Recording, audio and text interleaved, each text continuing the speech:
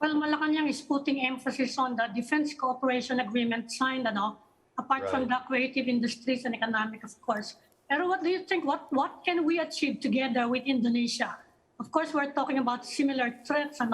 not just geopolitical, but climate change, that kind of cooperation, which also entails Right. national defense. So Right. how can we push that cooperation further? Yeah, I think first of all, we always talk about ASEAN multilateralism. What will the 10 ASEAN countries agree on in terms of West Philippine Sea, in terms of Myanmar, etc.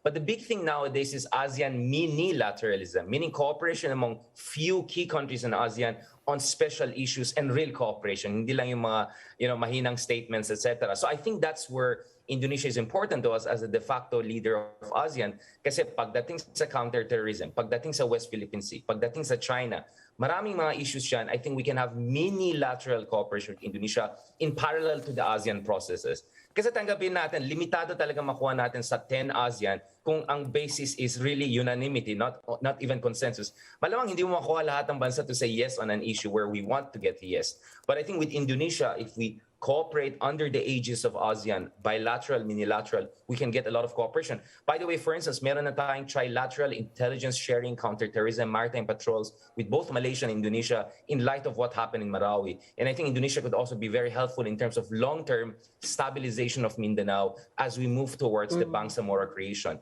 Remember, big leader, Indonesia is the biggest Muslim majority country on earth. It's the third largest democracy.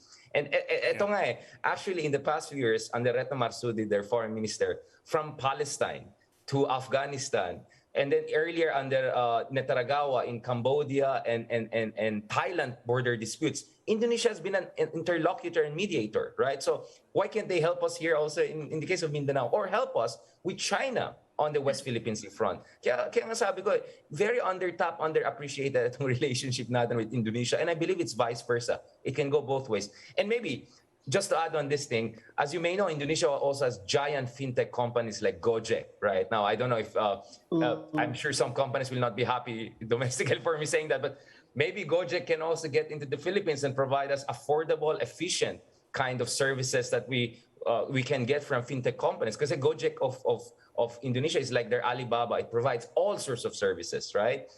You can get a nail polish, you can get groceries, you can get ride, etc. Quite similar to some of the apps we have. So maybe Indonesia, which we don't appreciate as much, can also be a big player in the emerging digital economy in the Philippines. And I want to see also updates on that front.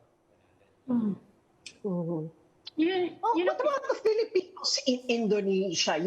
Richard, I remember that there was a time when Filipinos were like the quiet industrial partners. The Filipinos there in Indonesia. In fact, they used to be called the secret of Indonesia's success. Right. But that was like 20 some years ago. I'm wondering whether the Filipino community there is still as influential and, whether the government still views them as some kind of asset within the community. Right. I believe whenever there's a country picking up momentum sa ASEAN, Filipinos are involved there, right? So it was Indonesia 20 years ago.